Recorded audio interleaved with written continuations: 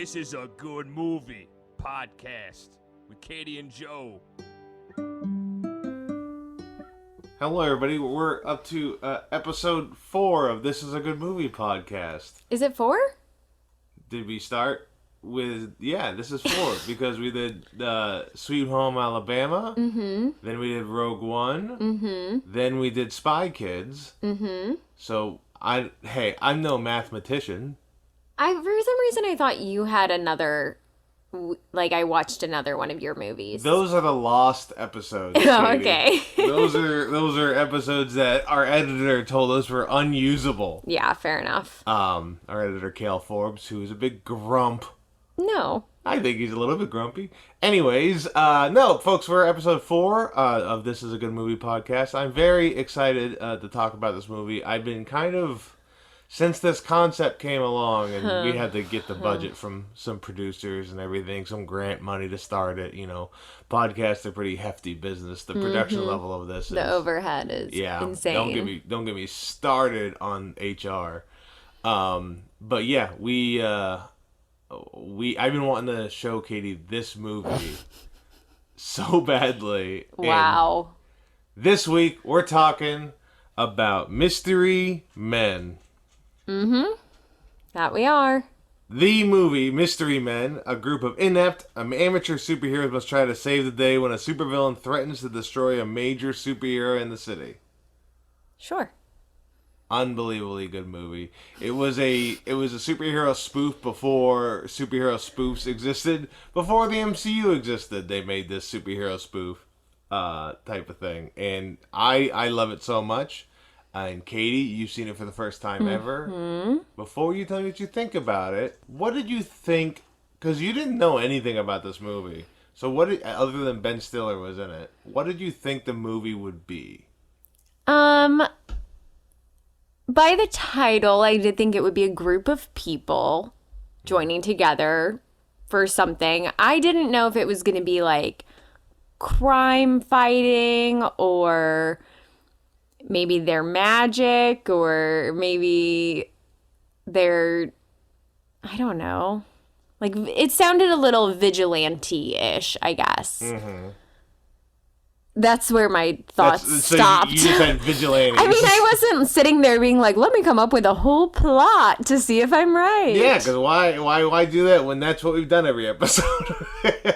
No. I don't know. I also hadn't heard of this film until it wasn't like I was like, oh, Mystery Men, that's the one that blah, blah, blah. Like, I literally never heard of this until you were like, you love Ben Stiller. How do you not know Mystery Men? I don't know. When did it come out? I was like a baby. This came out 2 years before Spy Kids in 1999. Well, those 2 years were critical. Those 2 years are pretty crazy. A lot happened between those 2 years. Well, yeah, honestly, yes. Between the ages of 4 and 6, that's... movie watching starts to happen then. At age 6, wow. Well, I guess your parents are pretty prude not to let you start watching movies at the age of 4. Well, I wasn't watching Mystery Men. My first movie I ever saw in theater was Who Framed Roger Rabbit. And let me tell you, that's a bad idea for a kid. Yeah. Okay, well, mine was like a Disney movie. Mine was a sexed up rabbit. I think my first movie in theaters was Hercules. Yeah. Mom, can you fact check? So we both saw animated movies. That makes sense. Yeah. This movie, though, better than every movie ever made combined. No. What?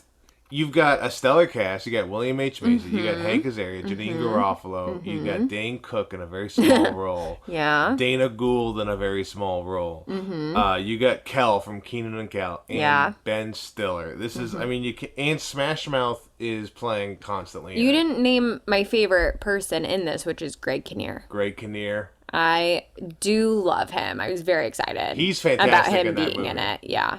Everyone's fantastic. Who am I kidding? Everyone is. Oh, and you didn't mention Pee-wee. And Pee Wee Herman, yeah. This is the movie he made after all the stuff happened. So with him in the back of a movie theater. I mean, do what you want. He wasn't hurting anyone.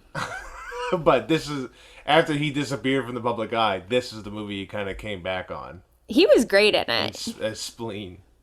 Yeah, I love this movie. So what were your thoughts of it? Well, it was a lot. There is a lot of stuff going on in Champion City. Yeah, my first thoughts, just the movie starting, I was like, is this superheroes future space? Wait, yes, superheroes. Okay, alternate universe future space superheroes? Like, I don't know where in the multiverse this location is. It's very confusing. Have you watched Batman Forever or Batman and Robin, the Shoemaker films? Well, didn't we watch them at Batmanathon? Yeah. At the very least, I've seen them once. So you've got the Tim Burton movies, Batman and the Batman Returns, and then you have the follow-ups, the one with the Riddler and Two-Face, and then the one with Poison Ivy, Bane, and Mr. Freeze. So this movie used those same sets. That makes sense. I And wrote it's like down. making fun of Joel Schumacher. I wrote down low budget Michael Keaton Batman. Yeah, that's what. So it's like making it's. So it's very complicated because this is based off a comic strip or a comic book called The Flaming Carrot. Which the Flaming Carrot comics, which is like loosely based off, it just has characters from that comic strip. And Captain Amazing, Greg Kinnear's character, is the Flaming Carrot, but they didn't want to put an anthropomorphic carrot in this movie. No, he's a much better choice. So they changed it like this. So they kind of have the same setting and some of the same characters, like the Shoveler, Mr. Furious, in it. But the whole idea of the movie was to make fun of these blockbuster superhero movies that were being made. It does that. It definitely does that to a T. It does that. It's just unhinged. And like to the point that I'm like, well, this is kooky, but I don't know. I don't know about quality wise. I also, we watched Spy Kids and you like weren't on board for that because it was like too out there and too unbelievable and silly for an action film. And then you show me this and claim that it's the greatest film ever made. Like, this isn't the silliest superhero movie possible. I think He's a shovel. I think and the thing we're missing is forks. that I grew up with comic books, and you didn't. So comic book worlds are... My parents wouldn't let me have comic books. They said it would teach me bad lessons. My parents wouldn't let me learn math. There hasn't been a comic book here in 15 years. Yeah, I read a lot I of wasn't. I was stuff. reading real books. Yeah, you're reading Harry Potter. My real books didn't have pictures. Yeah. You were reading turf stuff. I was reading like Junie B. Jones at the time. Anyways, yeah, this movie is like, if you grew up with comic books, you understand how silly and goofy comic books are. Mm-hmm.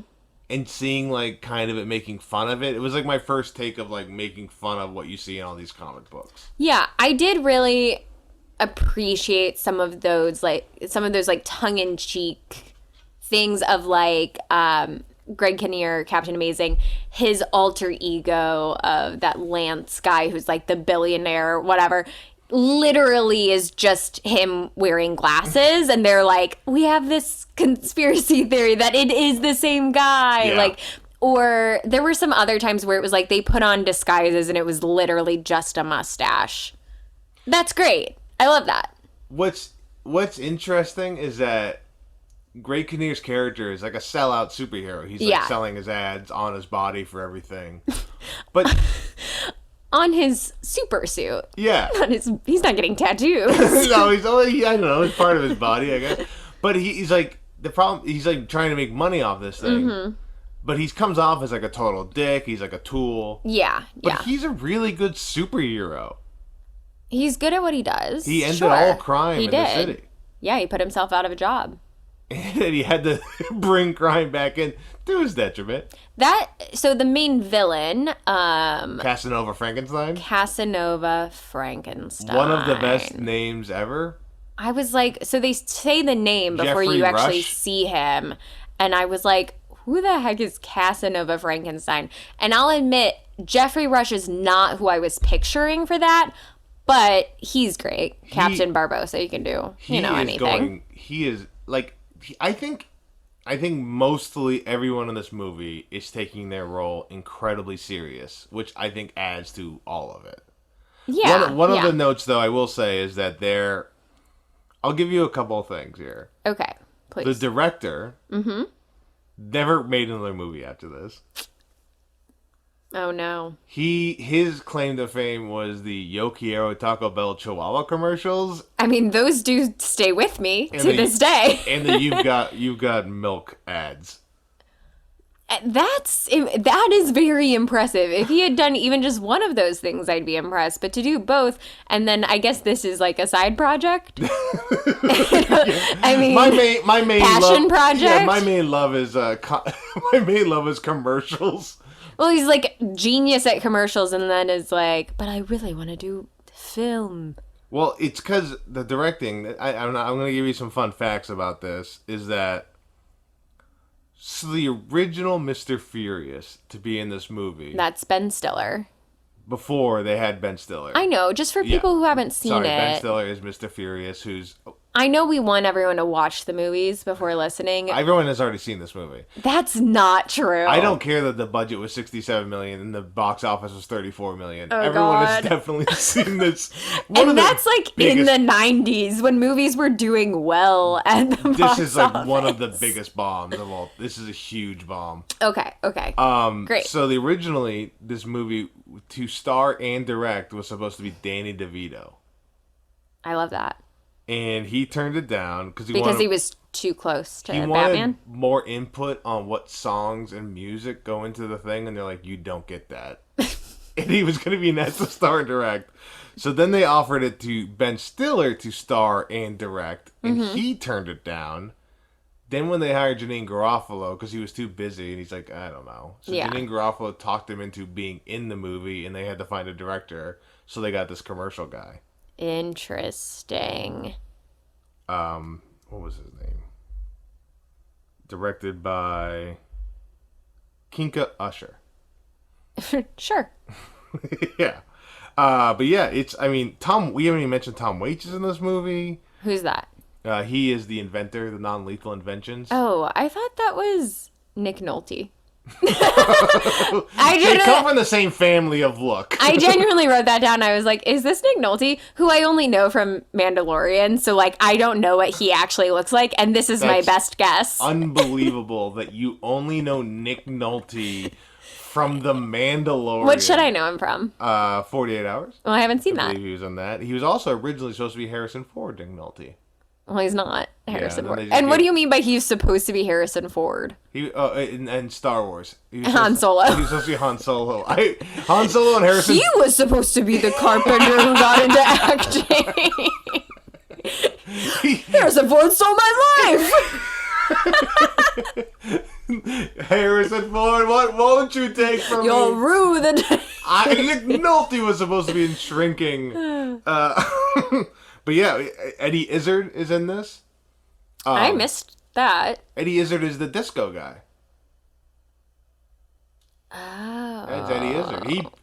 Everyone plays it super. One of the issues is that It is a good cast. It's a fun cast. everyone like had their own takes on what the comedy would be in it. That makes sense. And so they all played it differently. There was no real one direction, which you're going to have to blame the guy who only made 30-second commercials. That makes sense. I thought that generally people were good in it. It's mostly good actor, like people we would consider to be good actors.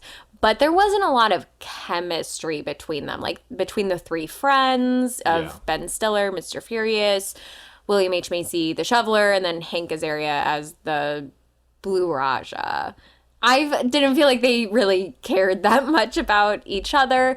Honestly, like, I think Pee Wee Herman had he was like the best at interacting with other people Yeah. in it. I felt like, I do think so Mr. Furious I like the most, just because it's like such a loser. Also, we should put up like a photo of Ben Stiller as Mr. Furious and then like you at the age of 22. And like, I'm much gee, taller. wonder why. I'm much taller. If only you had like a leather trench coat at the time. Oh my god. If that school shooting didn't happen, I'd be a big trench coat guy. Okay. Let's go through let me say, I'm going to give you this. Okay. I'm going to call this segment Hit or Miss Great. for the superheroes. Blue Raja. Miss. Really? Well, like as a superhero or the character, I don't know his real name. Hank Azaria. So I guess I loved the moments where he wasn't the Blue Raja, where he suddenly, like, his accent was gone. He was just, like, talking to his mom. Like, I loved that. yeah. Him as the Blue Raja, there's a lot going on It with actually it. makes a lot of sense if you think about it. Yeah, I know. That's what he says. Okay, so miss for Blue Raja, the Shoveler. A hit? I don't know. He's, like, abandoning his family. But then they're proud of him, so... So my thing about the Shoveler, and this is what I thought when we watched the movie. So Katie and I take acting classes, as you can see. I thought moments of the Shoveler and his wife would be really good for like warm-up scenes in that class. You'll have to email Kathy. I'll email Kathy. Email her. But there is just some like really serious, listen, I have to do what's good for the city. But it's, like, ridiculous. Yeah, the way they talk to each other is like they again, I think the thing the movie does really well is everyone grounds it as serious as possible for the silliest thing that's possibly going on. Mm-hmm. But okay, so Shoveler hit, Mr. Furious. I mean, I was like, is he ever gonna do anything? And then I'm glad eventually he did something. He got furious, but I did remember it differently. that he, like, never really had a power. Well, no, that he did more when he finally got his power instead of that one quick fight. Oh, with yeah. Casanova Frankenstein. Yeah, and even that, it's still not, like, a lot going on. Being shoved out of the way. It's ridiculous. While he's sitting down and putting his head by the mic. Do you have something to say about that? Okay.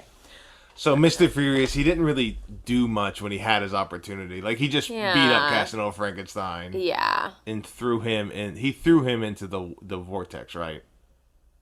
I don't remember. I think that's what happened, if I remember. Okay, so that's a miss. The Janine Garofalo, the bowler. Miss. Really?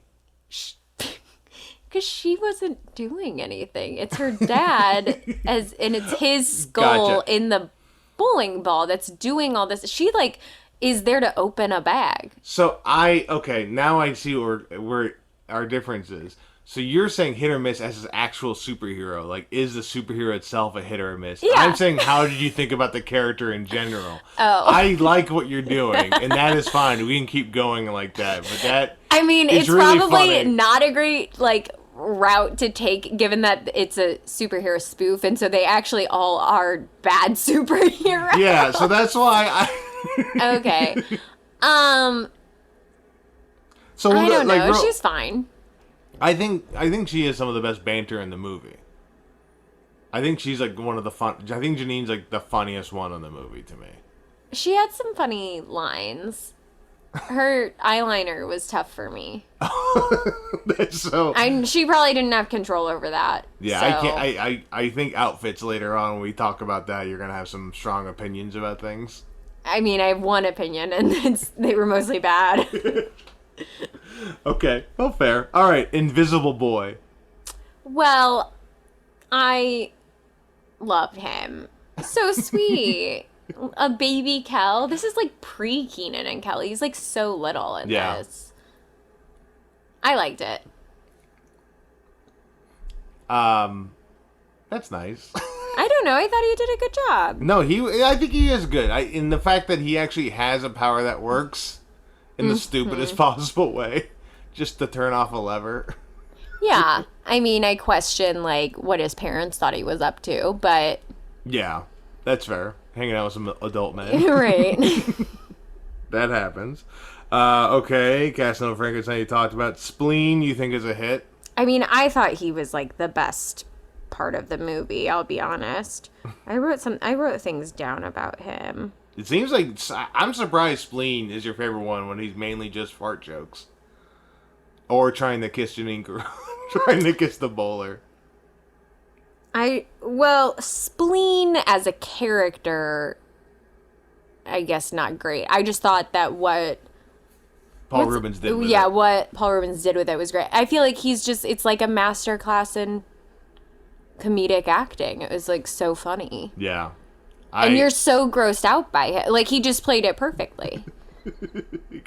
He always leans a little too close. Well, it's like, it's like you never know what he's about to do. He's so interesting to watch. You're like, it's so gross, you want to look away, but you can't because you're just enthralled. I am shocked at the spleen love. I should have noticed that when you got a movie poster of just the spleen and put it on our wall. No. Captain Amazing / Lance Hunt. Good. Yeah, Greg Kinnear is pretty good at it, and big fan. And then lastly, the Sphinx. Miss.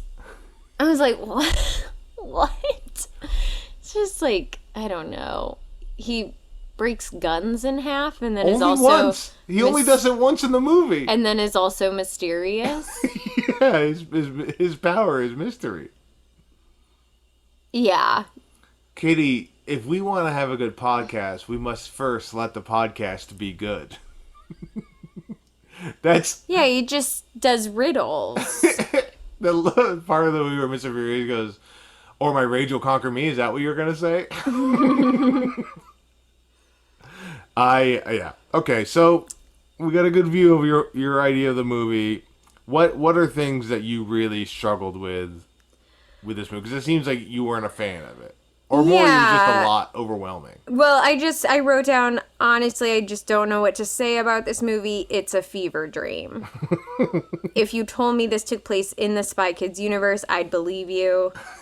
Which, a note about that is I do think the fighting is similar. Because we talked about in Spy Kids, they intentionally didn't want it to be like gory fighting. Mm-hmm. And in this, I know the... disco gang uses guns, yes. But like the mystery men intentionally don't use guns, so it's a lot of that like creative kind of fight choreography. So Twister in a can. What? Tornado in a can that they never use again after and having like the weird gadgets and inventions, like they're fun. I feel like there just were a lot of crossover things with Spy Kids, I'll be honest. I did write down, this movie is what happens when people take yes and too far.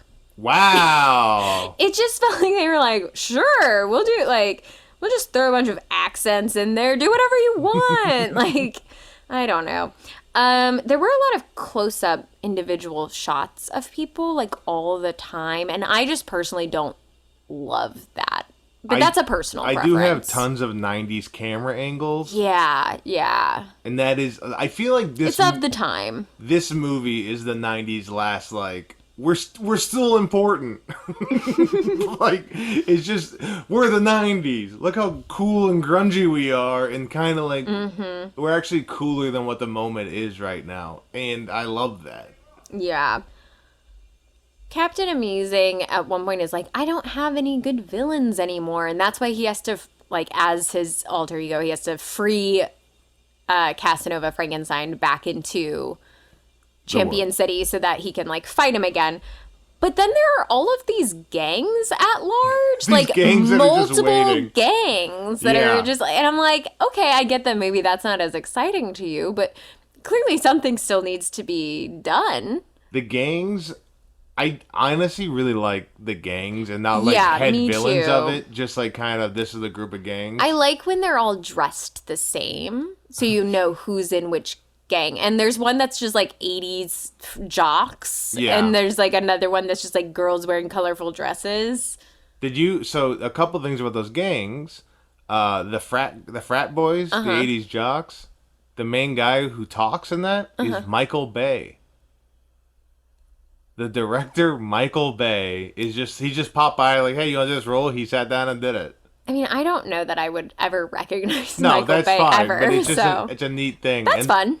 The Not So Goody Gang is a rap group, the Goody Gang, that was led by CeeLo. So CeeLo Green is also in this movie. That. Which is a reminder of a movie that is even more fever dream than this, Nothing But Trouble, that randomly has... oh my god, I can't... Tupac is in that movie. Okay. Which is a Dan Aykroyd crazy movie about a random rundown thing, and they just have a rap group come in, and Tupac is just also there. Yeah. It's nuts. It's just I don't know how to explain that, but nothing but have you seen Nothing But Trouble? No. Yeah, I did that movie. I'm going on a little bit of a tangent. Mm-hmm. I thought I had a weird dream as a kid, and then found out it was this movie that I saw. I thought I was just had like these really weird, vivid dreams. Yikes. About Tupac?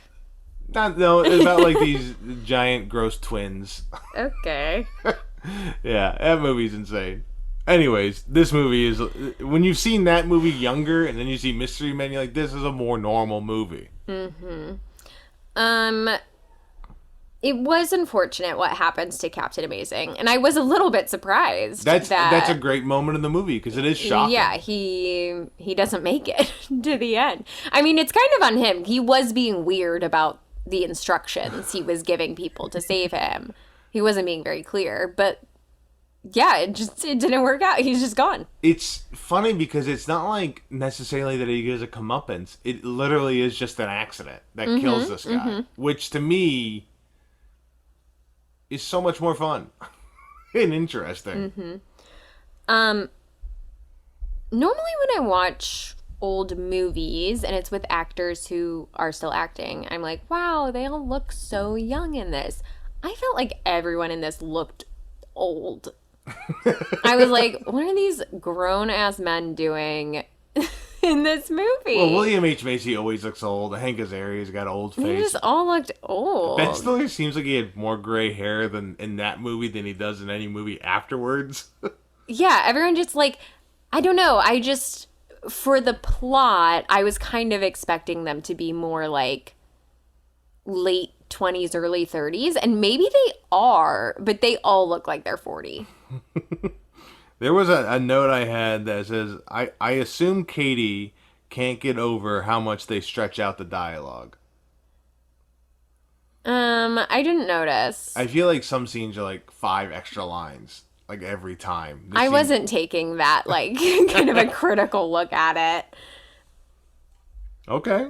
Because there was too much other stuff to get past. I mean, this is so dumb, but I wrote... I can't even read it. I wrote down, I don't know what to even call the style of fighting in this movie. Bizarro? Bizarro like, fighting. I was losing my mind watching this movie.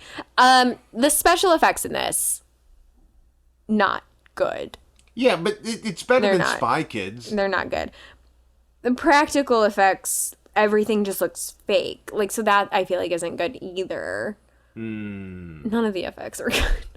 Wait, you don't think so I thought the practical effects were pretty interesting, but I get the special effects. Like the late 90s, early 2000s, everybody's like, we need to do special effects because that's what people want, but no one knew how to do any of that. Yeah, that was it. The set, I mean, what you say about the set makes sense, that it was the Batman stuff, but it looks like, it just reminded me of like the fake set that you see at like a Six Flags.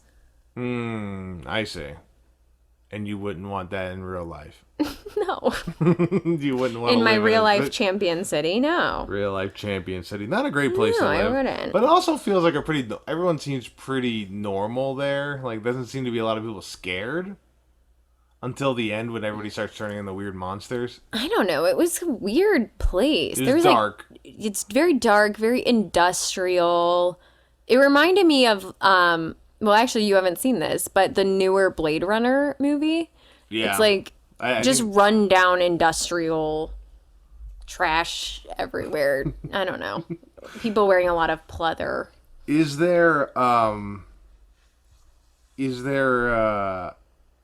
you know, as the resident lady on the podcast, what do you think about the romance? Oh, with the waitress? Yeah, Mr. Fury. I mean, take it or leave it. I don't. What about, like, I don't think know. that's There's true like love. there was like no development of that. They yeah. You mean the thing he was kind of rude to her, and then saw her a second time, and then she was like, maybe just be a regular dude. Yeah. And then I guess what I'll say is, oftentimes in superhero movies, there isn't a lot of development with like whatever the romantic relationship is. I think they did something where it was showed like in some of the Marvel movies they counted up like the screen time of the romantic interest, like Natalie Portman, and she's in like 2% of the movie or something, like it's something crazy where it's not really the main focus. So like it didn't really bother me. I just like didn't care about it. Yeah. I wasn't really like rooting for them to get together, but I was like, sure, this can be a thing. She was played by Claire Filani, who was fantastic in Mallrats. She did look familiar. Yeah, she was also in Meet Joe Black. If you saw that movie. I don't think Medallion. I don't think I saw that. All right, let's see. There's anything else I want to mention? I will just say that I didn't realize that All Star by Smash Mouth was like used heavily in a movie before Shrek. I thought Shrek was like the premiere. No, this was like the All Star music video uses Mystery Men in it. Really? Yeah. I thought Shrek like put it on the map. No. How dare you? I mean, it may have. It did for my generation. Mystery Men put Smash Mouth on the map. Smash Mouth was also a hit before. You don't get it. You don't get how big Smash Mouth was. I lived during that time, and we all had Smash Mouth fever. I mean, I saw Rat Race. Yeah. I get it. They're in 3 different movies, Smash Mouth. Like, prevalent, like, Smash Mouth is in this movie. Like, playing themselves. Yeah. Like, Jimi Hendrix all along the Watchtowers in every, like, Vietnam movie. Smash Mouth was in every movie from the late 90s to the early 2000s. Oh, you mean their music. Yeah. I'm talking about, like, in Rat Race, they play themselves. Yeah, they play, as a band at the end, yeah. I thought we were just putting Smash Mouth, the people, in movies. No. Willy-nilly. Their music. What will take this to the next level? This is the studio talking. Steve What will Hartwell. take this to the next level? Can we get Smash Mouth? They're on retainer. We already have them. We own them. Bring them out. They had some random superhero tryouts. Yeah, love a montage. Dane Cook as the Waffler. Yes. The Pencil Man with Son of Pencil Man. The old guy in it is Doug Jones, who plays the sea monster in Shape of Water. Yeah, I mean, he's in a lot of other things. No, but I mean, he's like, in like Hellboy, he plays like, I mean, that's an Oscar-winning movie. It's probably the best movie he's ever going to be in.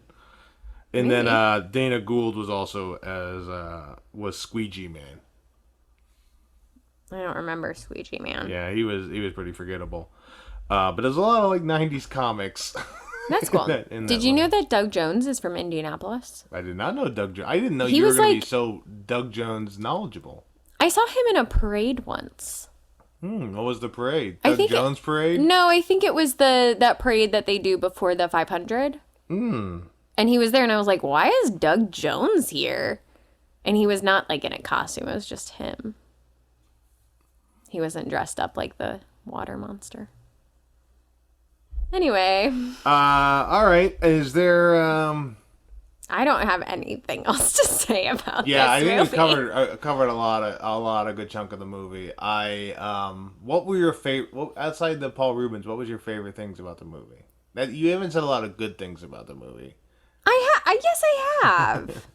I know. I just want you to say I've said all my good things already. Okay.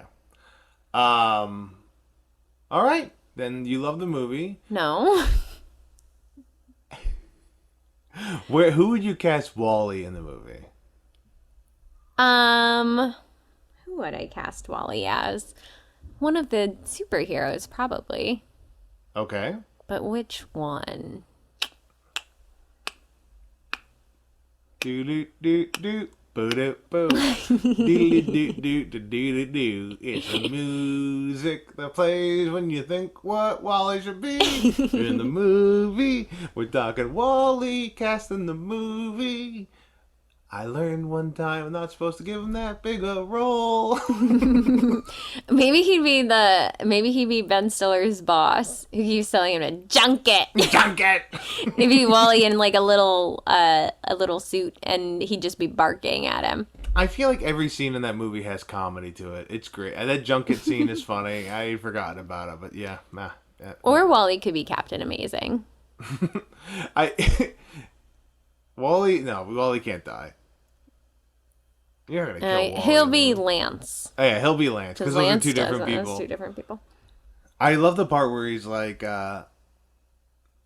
have that kind of thing? That's one of the most non-lethal things in the world."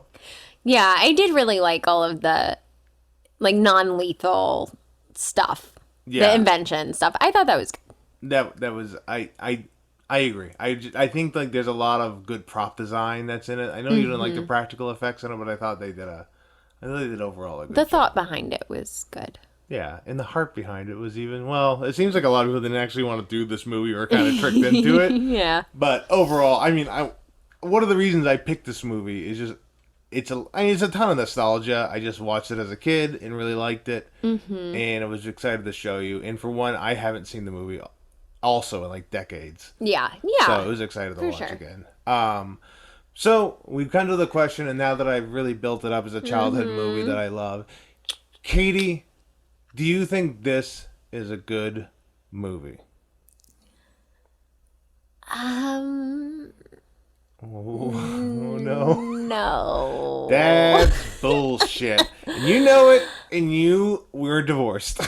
We're not divorced. No, it's fun. And like, maybe if I'd seen it as a kid, maybe if I had read more comic books, like, but I couldn't connect to any of that really. And then I feel like the quality of the film didn't help it.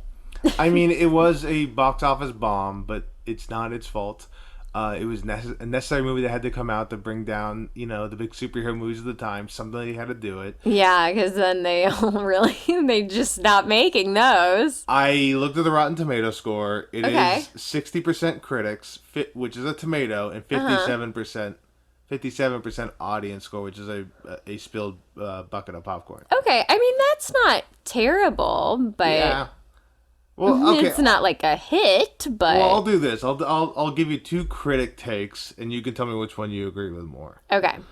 Usher's amiable spoof of superhero movies takes a brave stab at rewriting the mythology from the inside out, with lots of witty, mildly subversive stuff. That's a positive. Mildly. Wildly subversive. Oh, okay. No, it was mildly. It was mildly. Yeah. Okay. Flip that W. And then the other one is Mystery Men is it's hapless heroes. It's a wannabe that has the best intentions, including a pronounced anti-gun stance, but none of the knack it takes to save the day or itself. Love the anti-gun stance. I mean, the non-lethal stuff was pretty fun that you mentioned earlier. Yeah, I agree with both of those. I don't know. I mean, I'm like somewhere in the middle. Like you don't agree it's a good movie, though. You think it's bad. I don't think it's a good movie. I'm finding out we can't support each other in our endeavors. I watched it. Well, yeah, because that's the podcast. Yeah, I don't know.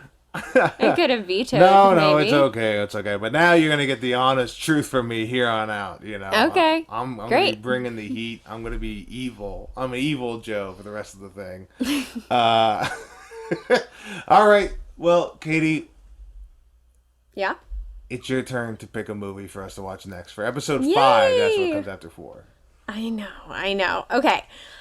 I'm so excited. Our next movie that we'll be watching, one of my favorite movies of all time that I feel like a lot of people haven't seen it. I don't know. When I talk to them, I'm like, this is my favorite movie. And they're like, I've never seen that. Also starring Ben Stiller. Also kind of a flop. We're going to watch The Secret Life of Walter Mitty. That's okay. I know you. I've heard you talk about this movie a lot. You keep playing music from the soundtrack for us. I'm really excited to talk to you about the soundtrack because I know you love music more than head. you like soundtracks, and I feel like this one is just really excellent. So it also feels weird because the movie I was thinking about doing after that one also has Ben Stiller in it. So we might change the podcast to Getting Silly with Ben Stiller. No.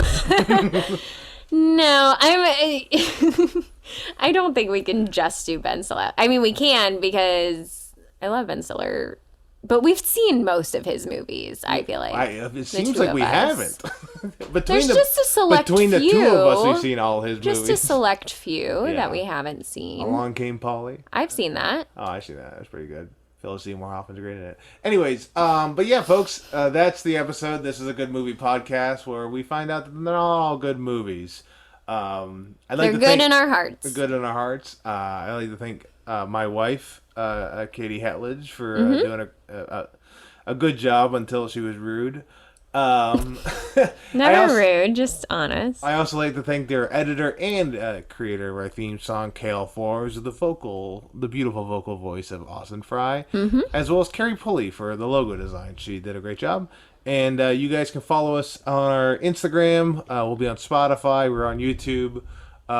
Subscribe, give us likes, give us ratings. All that stuff helps. It really does. So really would appreciate it. And Katie, any last words? We love you. We love you, audience. That's the main takeaway. We love you. Have a good night. And you know what? This is a good audience.